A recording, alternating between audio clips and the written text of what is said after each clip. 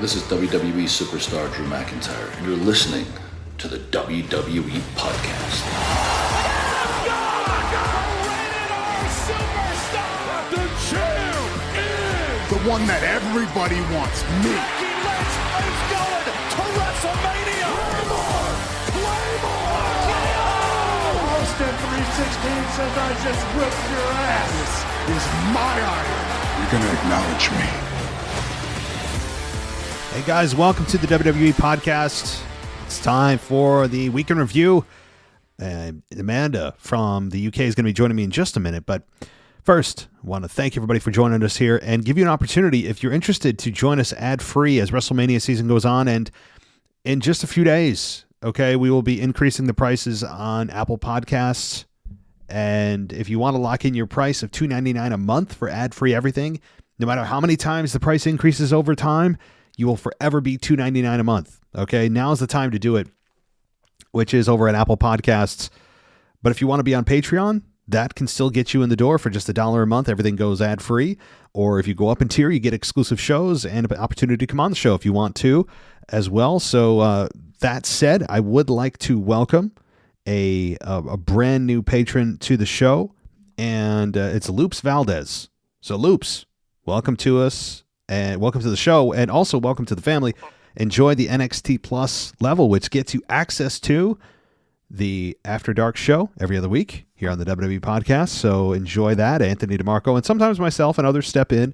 It's the adult version of the show that is usually about wrestling. Sometimes it's not, but that is an exclusive perk of the NXT Plus side of things, and it also gets you a Discord server. Every level gets you a Discord server. If you are on Patreon and you don't have the link to the Discord server, message me directly on Patreon. I will send you the link. Sometimes the link goes bad or whatever.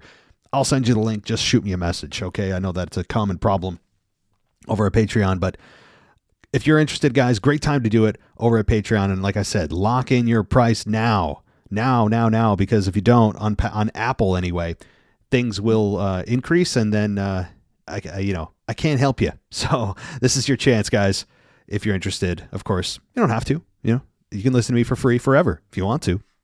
But your call. So, all right, that's going to do it for me for this introduction part of the show. I'm going to get to Amanda and myself from the UK, and then tomorrow Anthony is going to be joining me for the current state of WWE that I know you guys love as well. So that's going to start our week as we get closer and closer and closer to WrestleMania. That will be here in just a few short weeks. WrestleMania 40 in just a few short weeks. We're less than a month now. Less than a month from WrestleMania 40. So here we go. Thank you guys, and enjoy the show. Welcome everybody to the Weekend Review. It is Sunday, March 10th, 2024. We've got Amanda back with us as we are getting closer and closer to WrestleMania 40, just a few weeks away now. So joining us all the way across the pond, as they say, Amanda from the UK is back with us. So Amanda, how are you doing? And are you getting excited for WrestleMania? Can you feel it coming? Hi Matt, thanks for having me back. Yeah, I am really excited actually. And recent events with the bloodline and Cody and everything is really exciting, and I'm pleased the way things are developing, so I'm looking forward to it. Yeah, me too. I'm getting close to the point of I'm ready for the matches already. I'm ready to just see who wins, who loses. Some of the matches we don't even know yet. Like Gunther still doesn't have an opponent. I mean, which is kind of crazy that Gunther, the guy who has been one of the faces of the company, took the Intercontinental Championship to new heights, still does not have a defined opponent. Of course, we will find that out this Monday, but a new wrinkle has been added to a potential Gunther opponent that we all thought originally was going to happen, and that's Brock Lesnar. The only reason I bring him up, guys, is if you haven't heard that Brock Lesnar has been added back to WWE's roster on their website. Now, that doesn't mean that he's back on TV soon. It doesn't mean that he's going to be in a match with Gunther, but it at least creates the possibility again that we could see Brock Lesnar in time for WrestleMania, if not in an official match, maybe interference, maybe as a quick one-off, whatever. But Brock Lesnar seems to be back, and that would insinuate, although we don't know, that he might have been cleared of potential charges or a wrongdoing with the Vince McMahon sex scandals. So, Amanda, again, there's just an assumption, but the fact is he's back on the roster, on the site. Amanda, what are your thoughts on this news that has broke over the last 24 hours?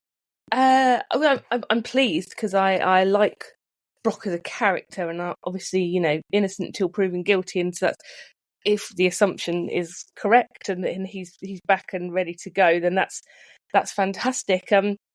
I guess never say never with WWE, but I guess it's too late to run with whatever they potentially had planned originally. But like you say, an appearance at WrestleMania seems much more likely if he's back on the roster, and maybe some kind of interference to bring him back round to Gunther at some point would be good. But yeah, I think it's assuming he's been cleared and all that has gone away for him, then good news. It really is. And I know that some people out there, unfortunately, have labeled Brock forever as tied to this, but the fact is that he is a big name that will draw money, that will get eyeballs on the product. And that even if you don't like Brock for whatever reason, or still think he's guilty no matter what, the fact is that you'll still watch. And if Brock Lesnar is on WrestleMania 40, you're still going to be interested in seeing what he's doing. And I think that's really the most important thing here. Of course, number one is he actually innocent or guilty? And if WWE put him on their website, the thing is they are very conscious of their PR now. They are a publicly traded organization managed by TKO. The McMahons are no longer there to cover anyone's ass. So the idea that they would cover for Brock makes no sense at all. So I would believe that there's overwhelming evidence, if they took him back and put him back on the roster, that he's been cleared. And if that's true, then wonderful. Like you said, that I think that's good news too. If he's been cleared, awesome. Bring him back. Let's go. But at this point in the game, it's probably a little too late to put him in an official match with Gunther. I'm all for it, but I was kind of looking forward to, and I don't know what your thoughts are on, this triple or this match coming up on Monday to determine who's going to face Gunther for the IC title. Were you leaning towards Chad Gable? I mean, I kind of was, given how the quality of their matches the last few times, which was exceptional. I can't imagine what they would do at WrestleMania. So Brock Lesnar absolutely is much higher in star power, but the pure wrestling match with Gunther and with Chad Gable, I was kind of looking forward to it. Yeah, I think out of the options, I think Chad Gable makes the most sense. It would be really nice for him to get a title, and even if he's quite a, even if it's quite a short reign, and then somehow Brock comes around, afterwards. I'm not sure how they would do it, because Brock and Gunther is an exciting sounding match. Mm-hmm. So maybe he doesn't drop it at WrestleMania. Maybe he keeps it, and then sometime down the line they rerun the Brock story that they were going to have for WrestleMania, maybe. But yeah, I like Chad for it before Brock, probably. I agree. The one, again, star power wise, I mean, he blows Chad out of the water. It's not even like WrestleMania worthy. Absolutely. I'm with you on if I had to choose, I would choose Brock versus Gunther just for the star power. We've never seen it before. We were looking forward to it before it was even announced. And then obviously the news broke and Brock got taken out of the Rumble. We know the rest. But I mean, the idea, though, that Brock would beat Gunther for the Intercontinental Championship is less likely than Chad Gable beating Gunther for the Intercontinental Championship. So that's one thing Gunther has, or Chad Gable has going for him, is, well, he has a much better chance of actually dethroning Gunther than I think Brock does, just because Brock has no interest, nor would WWE really benefit from Brock winning the Intercontinental Championship. We'd have another absentee champion. We don't need that. So absolutely. I mean, to me, it's, yes, star power works. I'd still pull the trigger, but I mean, Chad Gable, I mean, I think he'd be a favorite to win that match actually versus Gunther, because Gunther has done everything you can do with it. And it's time, I think, to move Gunther up, even though he'd lose the match. And, Chad Gable winning the Intercontinental Championship is absolutely respectable. And I think he did a great job with it. But any final thoughts on this scenario going on? Yeah, no, I agree with everything you just said, and I think you're right. It's definitely time for Gunther to move up the card. He's done such a great job with that belt.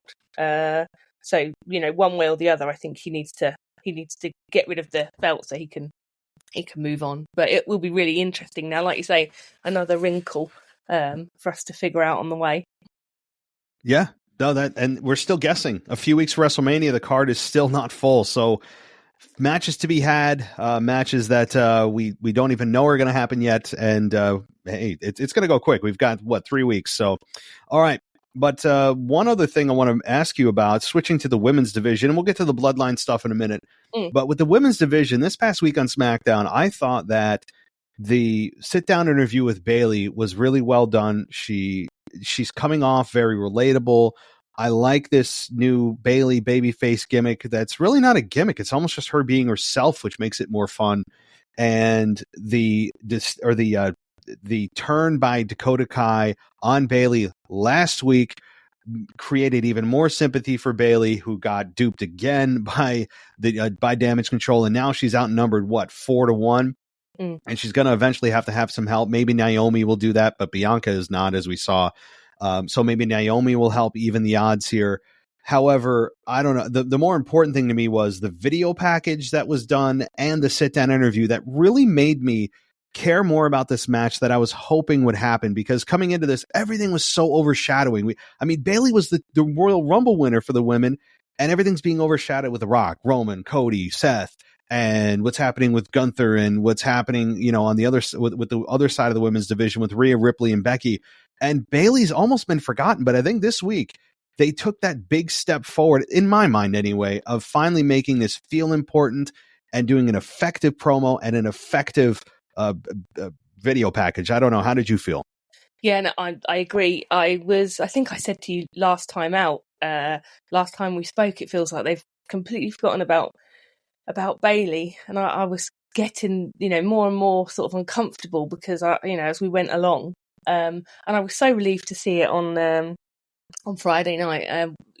Like you say, the video package followed by the interview was great. Was really good, and it again does more to sell her to the audience. I agree. Looks like maybe that's where Naomi's going to fit in. I did wonder if that's what they had thought that Sasha might do if she came back. So maybe Naomi's being switched into that role, a sort of more support role for Bayley, because she's going to need it, isn't she? That she's so outnumbered come Mania. But yeah, no, I'm really pleased, and she's really, really turned. The crowd really seem to be enjoying her character now. I think the Dakota turn, even though you could have, you knew it was coming, you could have seen it a mile off, but it was still. I sort of went, oh, it's a bit disappointing. I thought maybe she was a decent person, but no, she turned heel. And like double cross Bayley. So, but it was good, and it made it quite a fun story. And I like what they did with the Damage Control promo as well. They've used the Shinsuke technique of putting some subtitles up, which is cool, and it really works. Because we can all read, so it's perfectly fine for us to follow along like that, and then it gives Dakota a chance as well to develop her character rather than having to speak for the three others then plus herself as well. So yeah, it's really nice the way it's all panning out. That's it. You're right. Whoever came up with that Shinsuke formula, it sounds like a genius move, but it's the most obvious move that I think somebody maybe brought up at one point, and they're like, nah, that'll look stupid. We shouldn't need subtitles. But it has turned out to be one of the most effective ways that when you have a foreign person come in that doesn't speak English clearly, or has a heavy accent, or just speaks almost no English, you have a solution now. And this works perfectly. It elevated Shinsuke to the next level. Look what happened to his career over the last 6 to 8 months. And then you have on the other side, you have Iyo Sky, who I think has benefited greatly from this formula as well, and gives her a voice. You don't have to sift through her accent. It's plain as English right there for us to see. And it was effective for all of the women to speak, not just Dakota, even Kairi Sane, who doesn't say much at all since her return several months ago, got a few lines in there. And I think this group has really become one that's unlikable, like at its core. You want to see Bayley take this group down. It's just going to be a numbers game. It's going to be a struggle, an uphill battle. Even if you have Naomi, you're still outnumbered 2-1, really, if it's 4-2. So they're going to have some additional help. And I think you're right. I think Sasha Banks was perfectly fit for that role.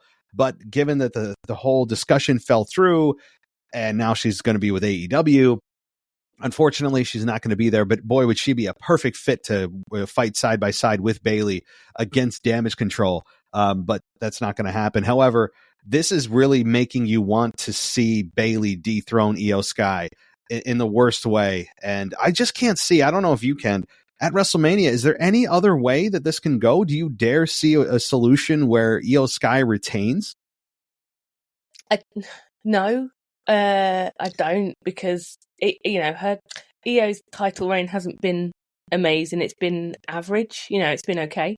But I don't think there's any. There's no one screaming out for it to go on and on and on. And this is like, now is the perfect balance, good versus evil, isn't it? It's absolutely perfect. The Damage Control are horrible. Everyone hates them, and Bayley's the sort of lone person, or with Naomi. So no, I can't see it going any other way.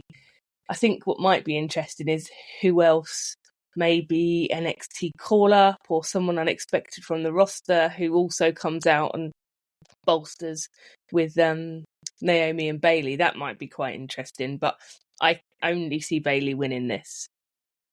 And it's kind of a shame that, Iyo Sky, who has had, I think, not a great run, and it's not on her, as we talked about. It's creative, who just essentially ignored her for 6 months as champion.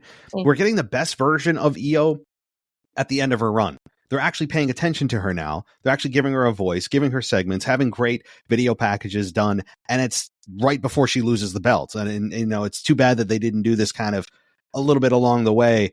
And I think it would have been more interesting, but it's working. And this week was, to me, that was one of the big takeaways from SmackDown is, wow, okay, I'm coming away from the show much more excited about this program than I went going in, and they're actually paying attention to it. It feels like a focal point, and it should, because again, she's the Royal Rumble winner, and we all just kind of, oh, that's cool, but oh my God, what about Punk? What about Drew? What about Orton? What about all? And I just kind of felt bad for Bayley, who got really lost in the mix, and they took a good step forward this week. So, all right, well, I want to move on because there's so much to talk about. With continuing on the women's side of things, how are you enjoying Tiffany Stratton? She beat Michin this week, and boy, I mean, the crowd, while they try to turn her heel and have the crowd boo her, Tiffy time is getting over in a big way. Are you enjoying Tiffany Stratton? Yeah, I am loving her. She's awesome. And I don't know if you saw the clips that they put out on Twitter of the coverage of her in the pod, getting really excited in Elimination Chamber when the crowd started chanting Tiffy time, and she broke character and stuff, which was really cool to see, her getting really hyped by her own sort of overness. But yeah, no, I'm loving her. And that moonsault that she does, wow. It really is beautiful, if you can say incredible. Such a thing. Mm-hmm. It is. No, it is. It's a perfect finish. I'm loving, really, she just, one of the big things that I look for when a talent comes, quote unquote, up from NXT is, do they feel like they belong, or do they feel like they're still in training? Do they feel like they're still kind of in the minor leagues, putting their foot in the deep end? Tiffany Stratton just immediately felt like she belonged, and that's the quality that I look for. Kevin Owens felt that way when he came up from NXT. And I think Tiffany Stratton also feels that way, and the fans are gravitating to her very quickly.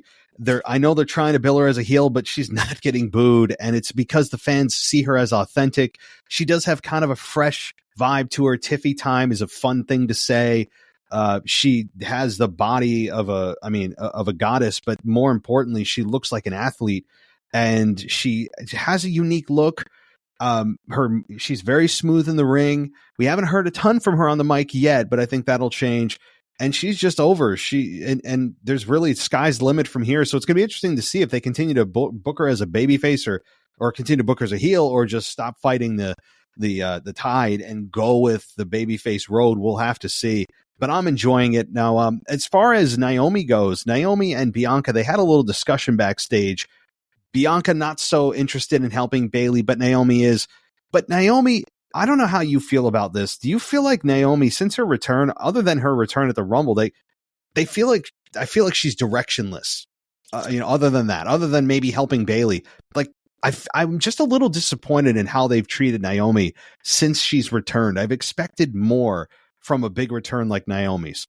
Yeah, I was literally, as soon as you started talking there, I literally thought completely directionless. Like, yeah, the pop she got when she came back and all that was amazing, beautiful. and then since then, nothing really. And hopefully they're gonna, funnel her towards this Bayley program to help there, and I think that will really help Naomi because she can get the rub off Bayley, and she is good in the ring. She's got good skills.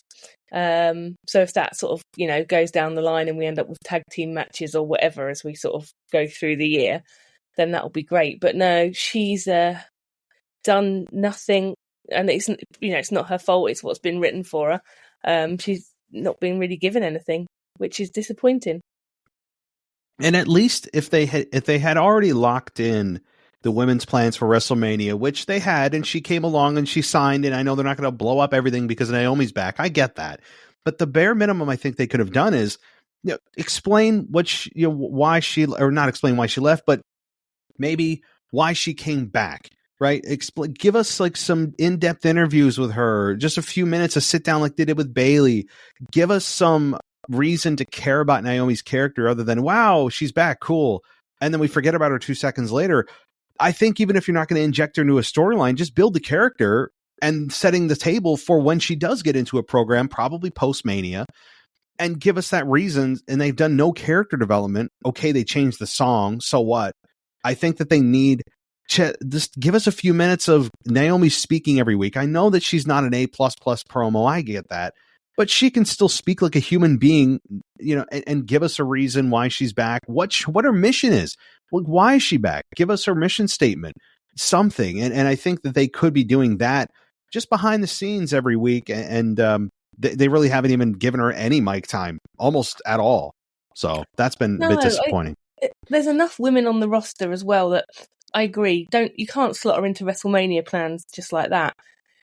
But you can have stories, can't you, outside of titles, outside of WrestleMania. She could have gone into they could have developed a program outside of those, for her, because there's so much talent. Not every one of those women is going to get anywhere near WrestleMania. So, there was options, but there.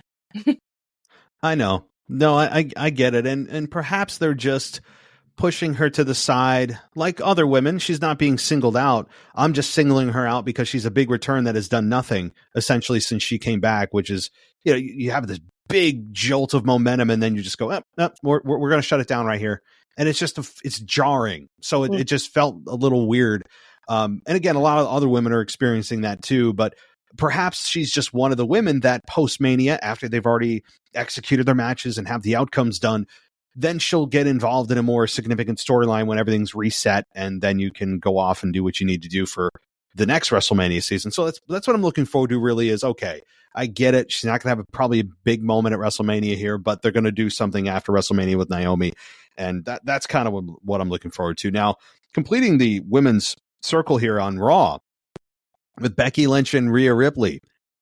How are you enjoying their build thus far heading into WrestleMania? I know we have a bit of a Liv Morgan detour this coming Monday. Liv Morgan has, I think, gotten a little bit momentum. I'm not the biggest Liv Morgan fan in the world, but she has shown a kind of an edge to her character, getting in a bit of a tussle with Becky Lynch.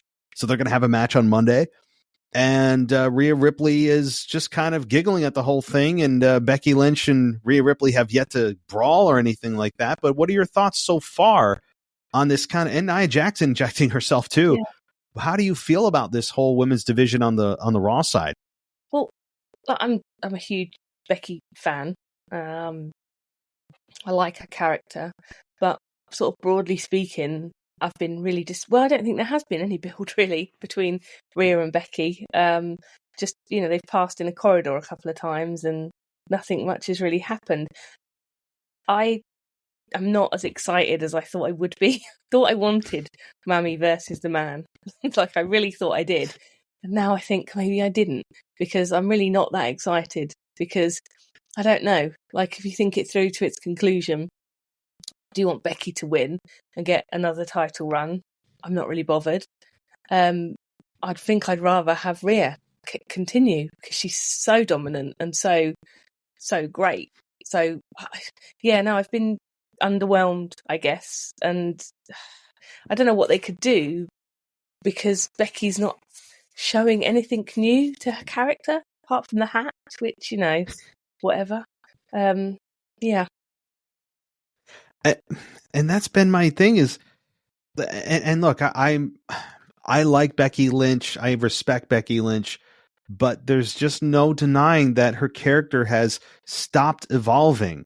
I mean, take just the physical part out of it. I mean, I don't care if she wears, a clown outfit to the ring. I don't care if she wears a new hat. I don't care if she wears new socks. I don't care if she wears just aluminum foil to the ring. To me, it's not about that. It's about the substance of her character that she's essentially leaning on from 2018 or 2018 when she main evented with Ronda Rousey, and 2019 with Ronda Rousey and Becky and Charlotte. So that's when she was on fire. Her character was new. The fans were behind her. And now it's like she's leaning on a character that doesn't have that momentum anymore. And you take that character and this one, you put them side by side, and there's not a lot of differences. There's really not. And it just feels like kind of a stale character that needs a jolt. I've said this for weeks, and that's why the crowd support is much more leaning Rhea's way. She's the shiny new toy, but also she's legit. She looks different. She feels different. She talks different. She wrestles different. And Becky Lynch is kind of this not has been, but kind of a character that was on fire that the fans enjoyed and still do enjoy, but are ready to move on to something different. And it just kind of doesn't feel like the fans are dying for Becky Lynch to have another title run. I just don't have that sense. I don't know how you feel generally about what the fans feel too, but I don't think they want it. I don't think anyone's. I don't think, no one's going to riot if Becky wins. Like, people aren't against it, but I don't think anyone is clamouring for it. And I think, generally speaking, most people would rather Rhea carry on her run. And let's just see, because there are some other really interesting people on the roster who possibly deserve an opportunity. I don't necessarily think Bianca, but there's a lot of other people, to give an opportunity to. So yeah, it feels a bit meh, to be honest, at the moment. That's my feeling on it. No, it is, and I hate to say that because they're two big names. You would think we'd be more excited, and they're trying. It's not that they're not trying. Becky Lynch is trying. She's trying to cut interesting promos. And the thing is, when I can sense that you're trying, it almost makes it worse. Like, it's weird. I feel like I wanted to feel like you're not trying, or that something spontaneous happens. Like, I can see the struggle of Becky. I can see her acknowledging that, oh, yeah, I know why the fans like mommy. And like, she's acknowledging that the fans kind of support Rhea, and that fans also, are split. But it's almost, I don't know. Like, it's a weird feeling. Again, I don't think, you're right. I don't think the fans are going to lose their minds if Becky wins. But also, I don't think they're going to wildly cheer if she does either. I think they're going to be like, oh, okay, well, here comes another Becky title run. I also don't think objectively it's the right move. Like, Rhea Ripley feels like she's just getting going with her run. Even though she won it almost a year ago, they didn't really pay attention to that belt for several months. Her title defenses were against opponents that were laughable in terms of believing that they could take down Rhea. And then they finally, around SummerSlam, decided to get serious with her opponents. So it feels like she almost just won it in a way, because they just started to really hone in on her opponents and paying attention. So with Becky, it's like, okay, yeah, she's a serious opponent on paper, but Becky Lynch's character over the last year, especially with the Trish Stratus stuff that went on way too long, and her weird promos in NXT, and then she disappeared for a while. And it's nothing wrong with that. She just kind of had a down year. So her momentum is down. Her character feels a little stale. The fans aren't dying for Becky Lynch to be champion again. And then you got this hot Rhea Ripley, who essentially has almost turned the entire group of Judgment Day babyface because they love Rhea so much. It's just a weird dynamic right now. It is. And yeah, I think it feels like Rhea's just finding her place as well, in the division and as a whole within the WWE. I was really interested for your comments the other day about Rhea and behind every great woman. Oh, There's yeah. whatever she said. I can't remember it now, so my brain's gone foggy. But behind every great man, there's a great woman. She said that, Yeah. didn't she? And at first I thought, oh, Matt, why are you saying that? And then I thought, hang on a second. Like, go ahead. Yeah. I thought, hang on a second, have a think about this. And if that was reversed and Dominic had stood up and said, behind every great woman is a great man, we'd all be and I talk about me as like, not a semi-feminist, like, oh, right. How dare he?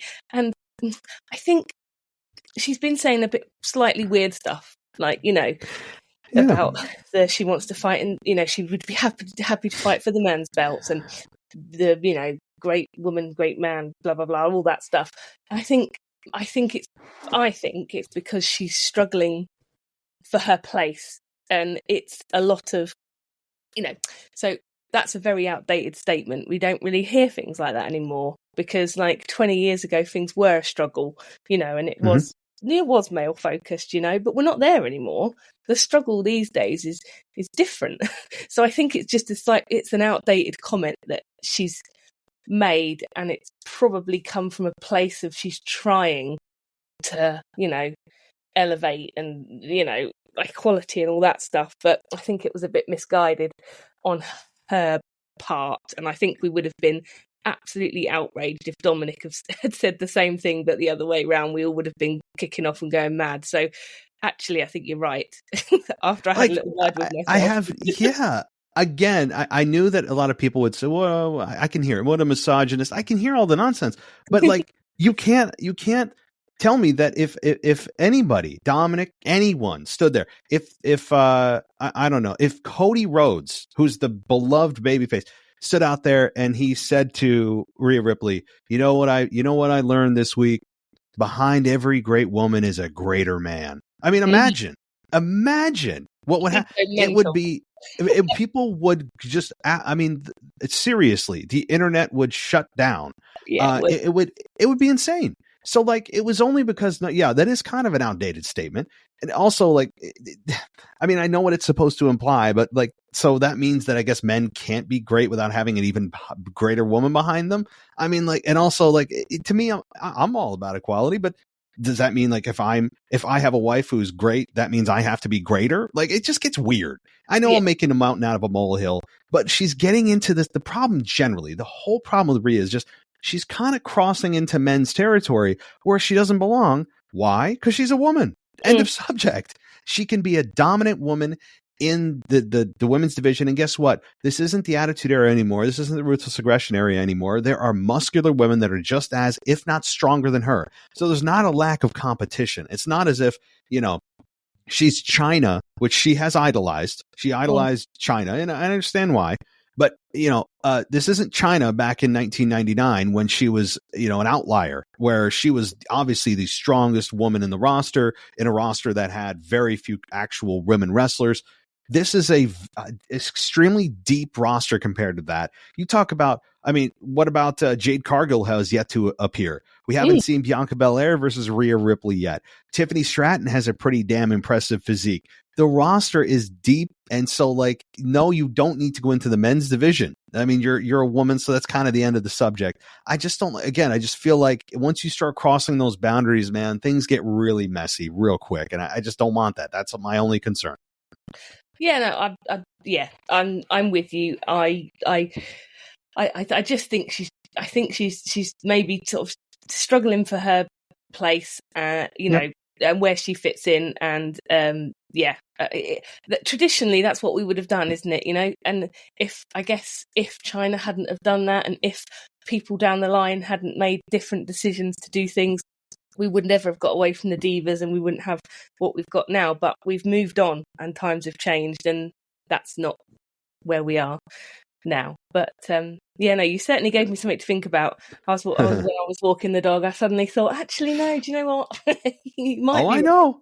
Hey, I get it. I knew that by saying it, but I was trying to be very clear. Like, the problem is I'm a guy, right? So when women hear me say this, it's coming from the patriarchy. It's coming from a misogynistic standpoint. Like, I understand we're all in the identity politics world. I get it. I understand what world we live in, but if you just remove that whole filter for a minute and look at this objectively as a human being, okay, no, she's a woman, which means she cannot compete with the men. Get that out of here. And also, if we're all about equality, well, okay, what if I said the exact opposite and switched the words men and women? Yeah. All of a sudden, the whole thing changes. Well, that's me. Well, wait a minute. You said it, So it's just one of those things that, borders on, today's culture and politics. So I'm trying to stay away, but it's being brought into it. So I'm just responding to the things that are being brought into wrestling. And then, hey, anyway, let's move on. Yeah. We've got a whole lot more here to talk about. How do you like the build so far for Randy Orton and for Logan Paul? This week, Logan Paul comes out. He announces that Prime is going to be the sponsor, or he's going to be the sponsor for every WWE PLE, which means he's going to get the imprint or the logo in the middle of the ring for every PLE going forward, including WrestleMania 40. First, before we move forward, how do you feel about that we're going to see the Prime logo in the middle of the ring for every PLE from here on until I don't know when. I don't know how long their agreement is. Is it definitely? Is it real, or was it a work? Yes. Oh, okay, Jesus. Okay. I think it's real. It's a really ugly logo. I'd rather, it's just a bottle. I'd rather, if they had to have it, I'd rather it just said, Prime or whatever. But I guess it's money and that will improve stuff, I guess. But yeah, it's ugly. It's not a great logo, but here, and people are also making, oh my God, this is going to be terrible. It's going to be so distracting. But like this kind of thing has been going on in the UFC for how long? I mean, like MMA has this in the octagon. I mean, other sports have it too, boxing. I mean, so like this isn't something new. It's just new to pro wrestling. So I think people also look at this as like the sanctity of the ring and, oh my God, it's going to be ads everywhere. I think at first it'll be distracting and annoying, but as it moves on, I think it'll be just something that's there that we understand is there. So it's at first it'll be annoying, I think, for some people, but we're just gonna have to live with it. I don't have much more to say about it other than Logan Paul is making millions upon millions of dollars off of this, I'm sure. And so is WWE. I think it's going to be a great partnership, but outside of that, with Randy Orton and Logan Paul, I mean, we got Logan Paul's friend KSI, who I have heard of, and he comes out, and Randy Orton then sneaks out from under the ring and tries to RKO Logan Paul, ends up hitting an RKO on KSI. How are you enjoying the build overall for Randy Orton eventually taking on Logan Paul at WrestleMania that we all assume? Yeah, no, I like it.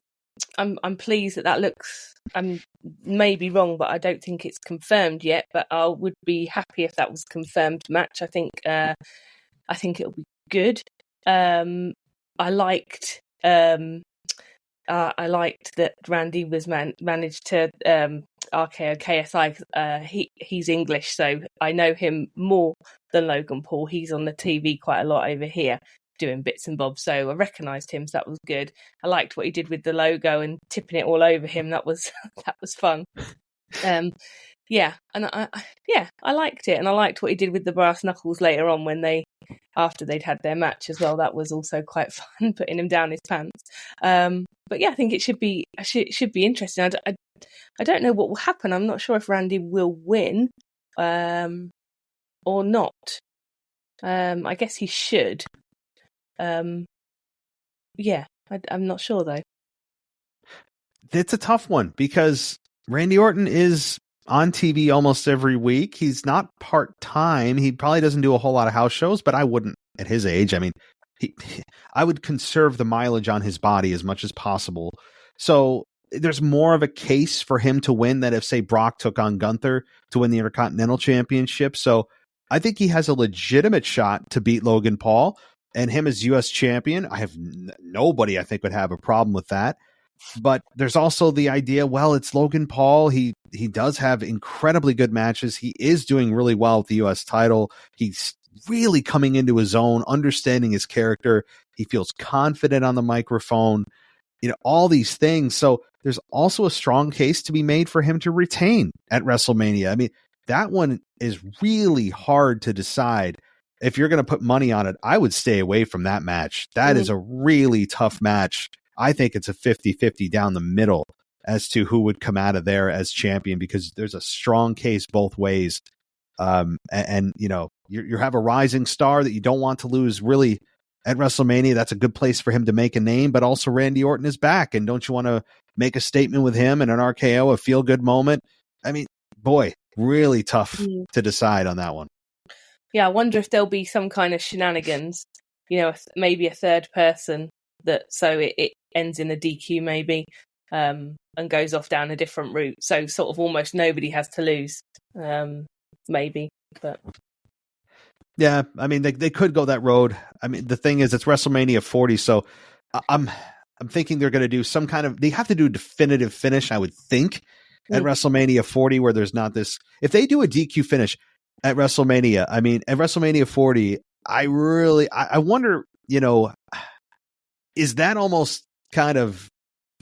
I mean, you talk about trying to insinuate a riot. People come there for like finishes to programs, and you have a DQ finish at WrestleMania 40.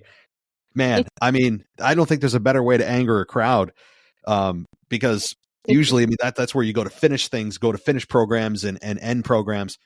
But I mean, yeah, this is going to be an interesting program. However, given the fact that the brass knucks are involved and what they're going to do to each other, I could see this being a no disqualification, where, you know, anything goes and there has to be a finish. But all right, let's move on. I have a question about Karrion Kross and Bobby Lashley. Do you care? Not even slightly. Literally, I had to go back and read the match report just in case you asked me something about it, because literally could not care less. Yeah, it's sad because Bobby Lashley, you know what? I don't know what his group, no one knows what the name of his group is. Still no name. But his group has kind of really fallen off the cliff of the importance mountain. And I don't know what the Street Profits are. They were babyface, then they went heel. Now they're back to babyface with Bobby. Obviously, Karrion Kross and the Final Testament comes in to beat down Bobby, and the Street Profits come out after AOP did. And, you know, the Street Profits got a nice reaction. Honestly, I looked at this. The only thing that I thought about during this was, can we get a Montez Ford singles run? And I feel like, you know, I've been asking for that for years now. It's just, when are we going to see that breakout from Montez Ford? Because, you know, Angelo Dawkins is easily the number 2 in that group. I want to see what a Montez Ford breakout star, like, what does his singles run look like? I think he could be, easily U.S. champion, if not more. But I don't know. That's what I took away from this, because obviously, yeah, no one really seems to care about Karrion Kross and Bobby Lashley. The program is cold at best. I don't know. Yeah. Well, have you ever thought about a Montez Ford break, like a singles run for him? Or I have. So when the Street Profits were just the Street Profits, I often thought sort of, you know, I wonder if they'll ever split or if they'll ever turn on each other and they'll, you know, have a singles run, or, you know. But yeah, I would love to see that. But I don't know why no one seems to care about this program with Karrion and Bobby, because Bobby's over. You know, people really like him, which, you know, he's good, but, you know, but Karrion just has nothing for me, you know, which is a shame, because, you know, he could have a good gimmick there. And obviously they've tried to bolster him with AOP and the little weird creepy guy, whose name I can't remember, but, you know, they've tried to make it a faction, but still, it's just like, yeah, just don't care. Paul Ellering. Yeah. Yes, there's something there. The problem is consistency. They fall off the radar for a couple weeks at a time. And then we're supposed to care when they bring them back for a random match in week 3. And it's like, I don't know. There's just a lack of creative stability with that group. And with Karrion Kross, just generally, he's had a very inconsistent run from the different iterations he's had over the years. And there's just when you think he's going to get going, they just kind of make him, they just take him off TV for a while. He goes cold and the fans don't care anymore. And same with Bobby Lashley. He's kind of in that same boat. So you have two guys that are very inconsistent creatively put together in a match that we're supposed to care about, and you get a match that we don't. So, all right. let's continue here. We then get we got Angel Garza and Dragon Lee. Now this match, I have to say, I didn't care about it until they did a nice setup with Dragon Lee getting bullied backstage, being compared to Ray, and being kind of just shoved aside and made fun of. And Angel Garza, the whole group did a nice job just coming off as complete D-bag bullies, and I loved it. The match I thought was good. Dragon Lee beats Angel Garza in 7 minutes and 21 seconds. But after that, immediately following, they beat down Lee and they stood tall. But how did you feel about Dragon Lee and Angel Garza? No Rey Mysterio. He'll be back next week. How are you enjoying this really whole build, not just with Dragon Lee, but the LWO versus like Rey Mysterio, who's going to be back? Yeah, no, I like it, and I'm glad to see Ray back. The other week before, wasn't it, when he was on his crutches? Yeah, liked the backstage segment. I thought that was nice, and they made a really good job of making them look like absolute horrors, being bullying the little kid in the playground, which was good. It was nice to see. Well, not nice to see, but it was a good build. And then like you say, the match. Never really been that interested in Angel in any of his sort of iterations he's been through. But I did enjoy the match very much. I thought it was a good match. And then obviously the ending. I enjoyed it, and I think it's a good program. I'm guessing they're winding up for something big between the two of them. Or I guess that one-on-ones or some kind of sort of multi tag match or mixed gender tag match or something, because they're both quite well off factions for people, aren't they? So there's plenty of options there. But it's quite an exciting program. I'm quite into it. And the wrestling is going to be next level. I mean, the matches with these guys, I have no issue with. The only issue I had was last week, Rey Mysterio and his gray beard. I don't want to see it. Like, I know he's an older guy now. It just bothered me seeing his gray beard through the mask. I'm like, no, please shave it. Please shave it. You're still 25. Yeah, it was good. So, I don't want to be aged like that. No, I don't want to be reminded how old you are. Like, you shouldn't age. You should just be frozen in time. So that was the only kind of weird thing I saw last week. But yeah, this is going to be a lot of fun when Ray comes back next week to address things. And obviously, we'll have Ray and his group take on the LWO take on Legado del Fantasma. So it'll be fun. Now, let's get to the thing we haven't even addressed yet. We'll close the show with this. And of course, I'm sure there's things that you maybe I didn't address that you want to talk about. We'll get to that too. But I want to ask you, Rock, Roman, Cody, Seth, they closed the show. The Rock has a new entrance, kind of. He has lightning, which was kind of a really cool visual. I really have that was very nicely done with the lightning strikes on the LED board. Rock comes out and, just I've really enjoyed his heel character a lot. And Rollins and Seth were quick to follow. Rollins called Rock a walking midlife crisis, which is way better than Diarrhea Dwayne, I have to say. Way better. I know he's trying to make it a thing. It's not a thing. So I'll just kind of let you take the lead here on how did you like the segment? Obviously, they accepted the tag team match and the stipulations that come with it. But I'll let you have the floor on this. Yeah, no, I love the segment. Love the tweak to his entrance. That would be so cool to be there. I think that would be a really good one to see live with all the lightning and stuff. That was really cool. So yeah, that's good. Diarrhea Dwayne, that's never going anywhere because it's too hard to spell anyway. So like that's never being a hashtag or being on a poster. So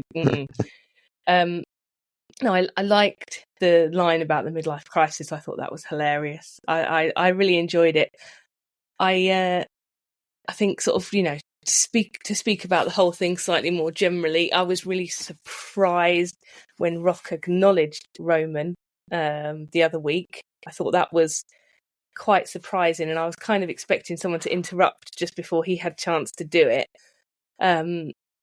But he did, so that's good. I still feel like Roman is quite uneasy with the alliance. It doesn't seem like he's completely sort of at ease or settled with the whole thing. I think the stipulation is just quite brilliant. I think the tag team match on night one is going to be phenomenal. I can't wait to see it. It's going to be brilliant. I'm kind of assuming that Cody and Seth are going to lose, so the Bloodline Rules happens, which I'm also really excited about because, I mean, you know, there's so many other people that they could bring into that. You know, you could have Nia somewhere in it. You could have, you know, I mean, literally, there's so many possibilities of things that could happen, and yeah, so I think that's really, really exciting. And although main event of both nights is maybe quite a lot of Bloodline and Roman, but hopefully it's a good means to an end, because it's going to be the end of Roman and the end of the Bloodline, I guess, after WrestleMania.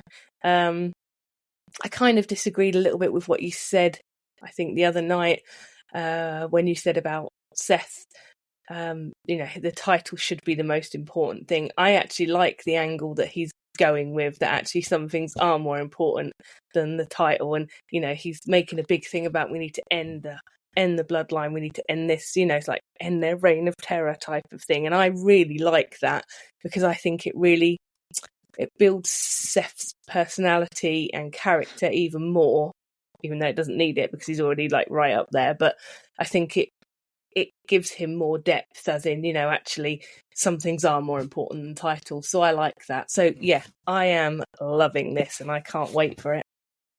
There's not a lot to complain about here. There really isn't. I mean, you have a Rock that, thank you, Cody fans, because we have a Rock that is much more exciting and interesting than if we got the standard issue of the Rock babyface character, which is still fun.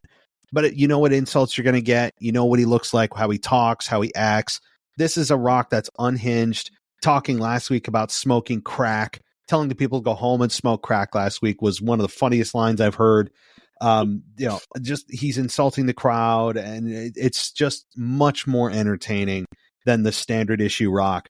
Now, as far as Seth goes, though, I mean, I guess I'm only annoyed because of the fact that I feel like he should be focused on it, because that's where his brand is. That's where his home is, essentially. I mean, why should he care about what's going on SmackDown when he's living on Raw?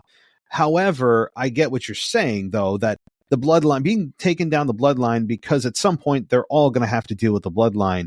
And there's a draft that happens, sometimes every year, sometimes every 18 months, whenever they want to, really. But the idea, though, that Seth Rollins cares seemingly more about the Bloodline and taking down Roman and destroying the Bloodline and dethroning him, it does also seem to be actually just coming into the storyline naturally with Drew, because this week he just blew by Drew, just completely blew by him running out at the end of the show, and Drew just looked at him like, are you kidding me?